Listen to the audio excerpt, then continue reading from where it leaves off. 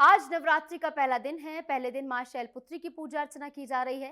हिमालय की पुत्री होने के कारण माता रानी को शैलपुत्री कहा जाता है।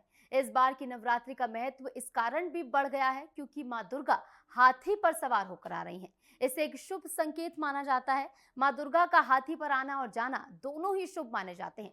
तो आइए आपको बताते हैं कि मां अंबे के इस वाहन पर आने का क्या कुछ अर्थ है और साथ ही मां को प्रसन्न करने के लिए विधि विधान के साथ कैसे पूजा पाठ करें, क्या है पूजा का शुभ मुहूर्त, किस मंत्र का जाप करें, ये तमाम चीजें आपको विस्तार से बताएंगे। हिंदू धर्म के अनुसार नवरात्रि के प्रथम दिन घट स्थापना के बाद मां शैलपुत्री की पूजा करने का विधान है। दरअसल मां दुर्गा के 9 रूपों में पहला रूप देवी शैलपुत्री का माना गया है। इसलिए प्रथम दिन मां शैलपुत्री की पूजा होती है। मां शैलपुत्री को प्रसन्न करने के लिए ध्यान मंत्र जपना चाहिए। इसके प्रभाव से माता जल्दी ही प्रसन्न होती हैं और भक्त की सभी मनोकामनाएं पूर्ण होती हैं। माता को प्रसन्न करने का मंत्र इस प्रकार है। ओम ऐं ह्रीं क्लीं चामुंडाय विच्चय ओम शैलपुत्री देवाय नमः। माँ के मंत्रों का जाप करना चाहिए। रात्रि की पूजा में खास करके अगर आप 11 से लेकर के 12 बजे के रात्रि तक आप कंटिन्यूशन में पूजा करते हैं तो आपकी एक शक्ति का संचार जो है आपके जीवन में होता है। नवरात्रि 9 रातों की पूजा और 9 दिनों की पूजा एक ही आसन पर करनी चाहिए। कोई भी एक आसन लीजिए, उस पर बैठ करके ही आप पूजा करते हैं तो वो आसन सिद्ध हो जाता है। आपके जीवन में कभी भी कोई उथल पुथल हो, आप उस आसन पर बैठ करके माँ दुर्गा का ध्यान करें। यकीन मानिए आपकी सारी समस्याओं के हल आपको मिल जाएंगे। माता दुर्गा के हाथी वाहन का महत्व। ज्योतिष शास्त्र के अनुसार नवरात्रि के आरंभ और समापन के दिन के आधार पर माता दुर्गा का वाहन निर्धारित होता है। इस वर्ष नवरात्रि रविवार से प्रारंभ होकर सोमवार को समाप्त हो रही है। इस नियम के अनुसार रविवार को आगमन और सोमवार को प्रस्थान का अर्थ है कि माता दुर्गा हाथी पर सवार होंगी। भगवत पुराण में भी माता की हाथी पर सवारी को अत्यंत शुभ माना गया है। ये वाहन सुख, समृद्धि, शांति और आर्थिक विकास का प्रतीक है। कहा जाता है कि जब माता हाथी पर आती हैं, तो देश में अच्छी वर्षा होने की संभावना बढ़ जाती है, जिससे फसलें अच्छी होती हैं और धन धान्य के भंडार भर जाते हैं। माता का स्वरूप। माँ दुर्गा का ये स्वरूप बेहद सुंदर होता है, जिनके माथे पर अर्धचंद्र होता है। इसलिए माना जाता है कि देवी का ये स्वरूप चंद्रमा का प्रतिनिधित्व करता है। ऐसे में उनकी उपासना करने से व्यक्ति चंद्रमा के सभी प्रकार के दोषों और दुष्प्रभाव से अपना बचाव कर सकता है। देवी के दाहिने हाथ में त्रिशूल और बाएं हाथ में कमल होता है। देवी शैलपुत्री की सवारी नंदी बैल होती है, जो स्वयं महादेव की भी सवारी मानी जाती है। नवरात्रि के पहले दिन पीले रंग का महत्व होता है। ये ऊर्जा और प्रसन्नता का प्रतीक है। नवरात्रि के पहले दिन घट स्थापना पूजा का भी विधान है। या देवी सर्वभूतेषु माँ शैलपुत्रे रूपेण संस्थिता नमस्तस्यै नमस्तस्यै नमस्तस्यै नमो नमः। आज पूरे भारतवर्ष में माँ शैलपुत्री की आराधना की जा रही है। घट स्थापना के साथ आरंभ हुआ नवरात्रि का पर्व। माँ शैलपुत्री जो कि हिमालय की पुत्री हैं, कहते हैं इनकी पूजा से नव दुर्गा का ये पहला स्वरूप है। इनकी पूजा से आपके जीवन में सुख, समृद्धि और एकाग्रता आती है। आपका जीवन संपन्न होता है। और तो और इस दिन कहा जाता है कि अगर आप प्रकृति की रक्षा का वचन लेते हैं तो माँ शैलपुत्री बेहद प्रसन्न होती है। वन्य जीवन की रक्षा का अगर आप प्रण लेते हैं तो माँ शैलपुत्री आपके जीवन में सुख और समृद्धि के वरदान देती है। घट स्थापना का मुहूर्त। इस बार घट स्थापना के लिए 2 शुभ मुहूर्त रहेंगे जिसमें आप घट स्थापना कर सकते हैं। पहला मुहूर्त सुबह 6:13 से सुबह 10:22 तक रहेगा। इसके बाद अभिजीत मुहूर्त सुबह 11:59 से लेकर दोपहर 12:49 तक है। माँ शैलपुत्री की पूजा विधि। पूजा सामग्री। माँ शैलपुत्री को दीप प्रज्वलित करके आरती उतारी जाती है। दीपक घी या तेल से जलाया जाता है। माँ शैलपुत्री को धूप अर्पित की जाती है। धूप को मिट्टी या धातु से बने धूपदान में जलाया जाता है। नैवेद्य। माँ शैलपुत्री को भक्तों द्वारा विभिन्न प्रकार के व्यंजन अर्पित किए जाते हैं। इनमें फल, मिठाई और पंचामृत शामिल है। फूल। माँ शैलपुत्री को फूलों की माला अर्पित की जाती है। लाल, गुलाबी और सफेद रंग के फूल माता को विशेष रूप से प्रिय हैं। पान। माँ शैलपुत्री को पान अर्पित किया जाता है। पान में सुपारी, कत्था और गुलकंद शामिल होते हैं। मौली। माँ शैलपुत्री को मौली अर्पित की जाती है। मौली को कलाई पर बांधकर भक्त माँ का आशीर्वाद प्राप्त करते हैं। नारियल। माँ शैलपुत्री को नारियल अर्पित किया जाता है। नारियल को फल और कल्प वृक्ष का प्रतीक माना जाता है। चंदन। माँ शैलपुत्री को चंदन अर्पित किया जाता है। चंदन को शीतलता और सुगंध का प्रतीक माना जाता है। इस सामग्री के अलावा भक्त अपनी इच्छानुसार अन्य सामग्री भी अर्पित कर सकते हैं। ये ध्यान रखना महत्वपूर्ण है कि पूजा सामग्री शुद्ध और ताजी होनी चाहिए। पूजा करते समय भक्तों को एकाग्र और शांत रहना चाहिए। पौराणिक मान्यताओं के अनुसार नवरात्रि में माता रानी घरों में भ्रमण करती हैं। इसलिए माता का स्थान हमेशा सही दिशा में होना चाहिए। यदि वास्तु के अनुसार माता की चौकी को लगाया जाए तो इससे परिवार में सकारात्मकता बनी रहती है। ऐसे में आइए चौकी की सही दिशा के बारे में जानते हैं। माँ शैलपुत्री 2 भुजाएं और दोनों हाथ में कमल का पुष्प और खास करके कहते हैं कि त्रिशूल और पुष्प, ये कमल के पुष्प और त्रिशूल आपके जीवन के अंदर सुख, समृद्धि, संपन्नता और धैर्य का संकेत देती हैं। सफेद रंग इन्हें बेहद प्रिय होता है। श्वेत रंग से कहते हैं कि श्वेत फूलों से इनकी पूजा करनी चाहिए। और माँ शैलपुत्री को जो पसंदीदा भोग है, जो उन्हें चढ़ाया जाता है, जो अर्पित किया जाता है, वो घी का भोग होता है।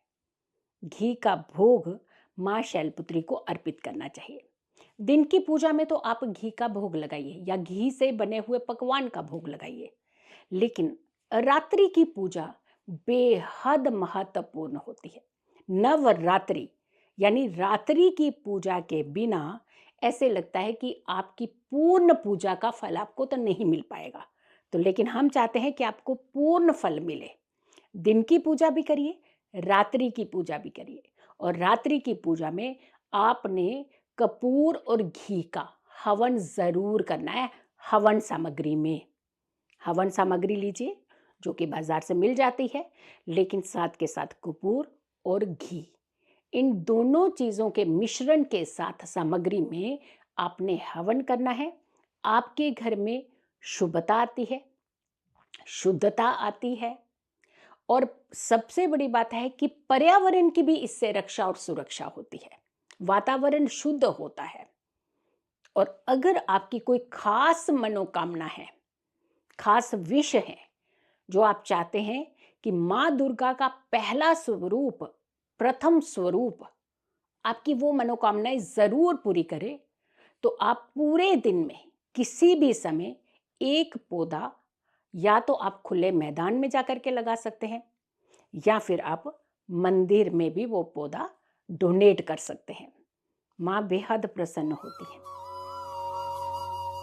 कैसे हो माता रानी की चौकी। चैत्र नवरात्रि के पहले दिन घर में माता रानी की चौकी लगाने का विधान है। इस चौकी को हमेशा ईशान कोण में स्थापित करें। वास्तु के अनुसार माता की चौकी लकड़ी की होनी चाहिए। अगर आपके पास चंदन की चौकी हो तो उसका उपयोग भी कर सकते हैं। कैसी हो माँ देवी की मूर्ति।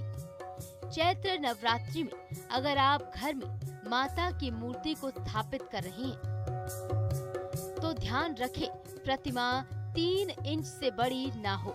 इस दौरान मूर्ति का रंग हल्का पीला, हरा या फिर गुलाबी होना चाहिए। कैसे लगाएं माता की चौकी। सबसे पहले चौकी को ईशान कोण में स्थापित करें, फिर गंगा जल के छिड़काव से उसे शुद्ध करें। अब चौकी पर लाल कपड़ा बिछाएं और उस पर देवी की मूर्ति को रखें। मान्यताओं के अनुसार माता की मूर्ति को ईशान कोण में स्थापित करने से सुख समृद्धि का वास होता है। फिर माता रानी को चुनरी ओढ़ाएं और टीका करें। अब दरबार में धूप दीपक जलाएं। माता रानी को फूल की माला पहनाएं और सभी 16 श्रृंगार का सामान अर्पित करें। दुर्गा सप्तशती का पाठ करें और फिर आरती करते हुए भूल चूक की क्षमा मांगे। इसके बाद प्रसाद अर्पित करें तथा माँ शैलपुत्री के मंत्र का जाप करें। इस मंत्र का जप कम से कम 108 बार करें। ओम शैन शैलपुत्री देवाय नमः। मंत्र संख्या पूर्ण होने के बाद माँ दुर्गा के चरणों में अपनी मनोकामना व्यक्त करके माँ से प्रार्थना करें तथा आरती एवं कीर्तन करें।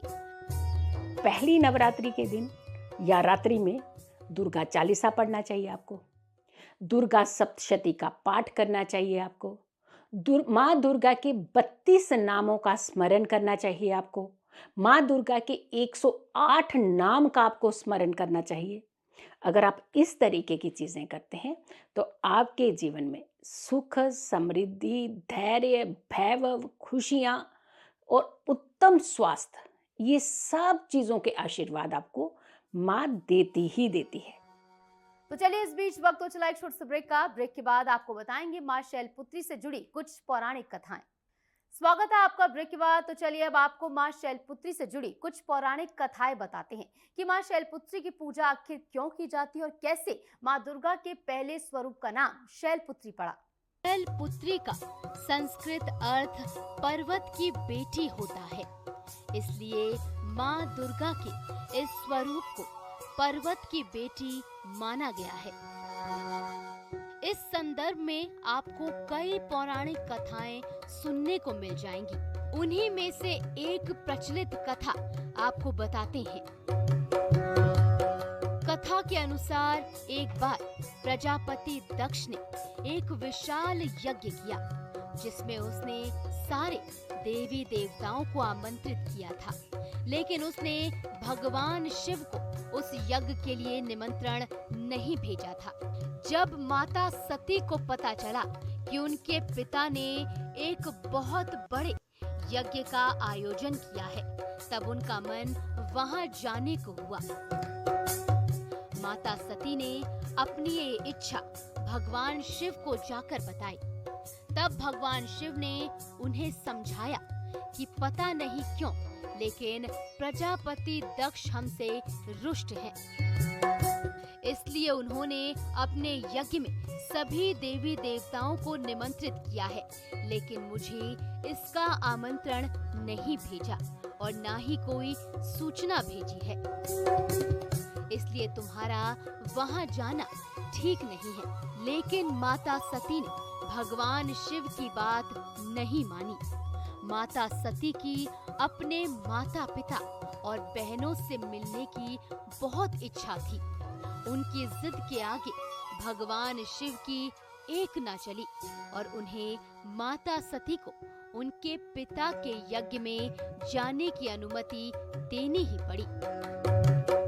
माता सती खुशी-खुशी पिता के घर पहुंची। वहां जाकर उन्होंने देखा कि सब उन्हें देखकर भी अनदेखा कर रहे थे और कोई भी उनसे ठीक प्रकार से बात नहीं कर रहा था। सिर्फ उनकी माता ने ही उन्हें प्रेम से गले लगाया। उनकी बहनों की बातों में व्यंग्य था और वे उनका उपहास कर रही थी। अपने परिवार के लोगों का ये बर्ताव देखकर माता सती को आघात लगा। उन्होंने देखा कि सभी के मन में भगवान शिव के प्रति द्वेष की भावना है।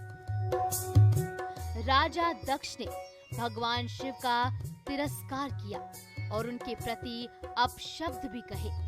ये सुनकर माता सती को अत्यधिक क्रोध आ गया। माता सती को लगा कि उन्होंने भगवान शिव की बात न मानकर बहुत बड़ी गलती कर दी है। वे भगवान शिव का अपमान सहन नहीं कर सकी और उन्होंने अग्नि में अपने शरीर का त्याग कर दिया। जब भगवान शिव को इस बारे में पता चला तो उन्हें अत्यधिक क्रोध आ गया। उन्होंने अपने गणों को भेजकर उस यज्ञ को पूरी तरह से खंडित कर दिया। इसके बाद माता सती ने अपना दूसरा जन्म शैलराज हिमालय के यहाँ पर लिया। शैलराज के यहाँ जन्म लेने के कारण वे शैलपुत्री के नाम से विख्यात हुई। उपनिषद के अनुसार इन्हीं ने हेमवती के रूप में देवताओं का गर्भ भंजन किया था।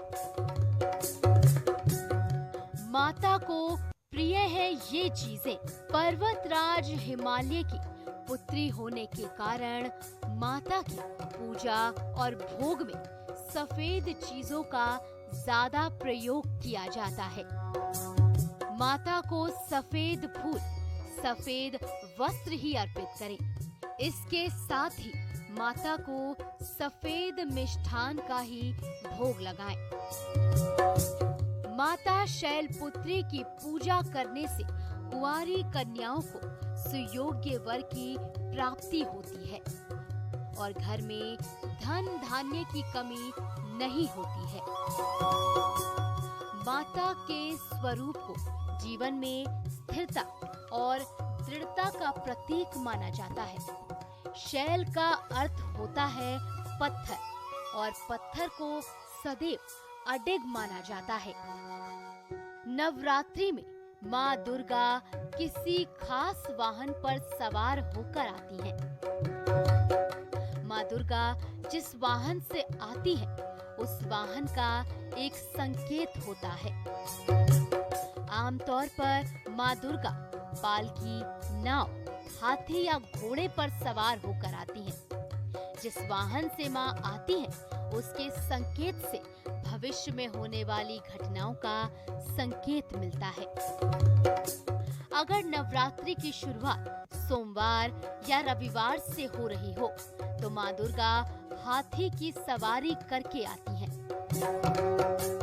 बुधवार से नवरात्रि शुरू होने पर माँ नाव पर सवार होकर आती हैं।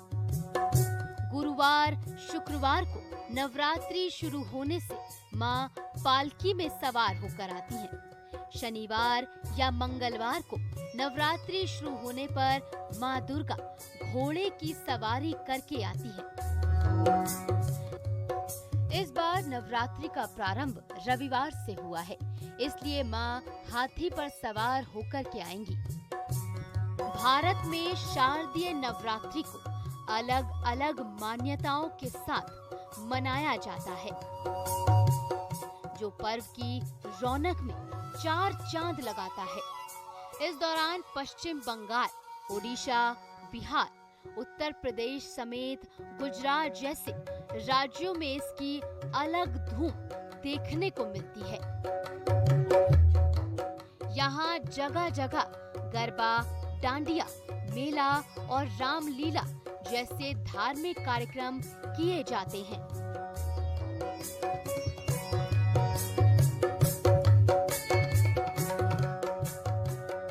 आज के दिन विधि विधान और नियम अनुसार पूजा पाठ करने से माँ की कृपा आप पर बनी रहेगी।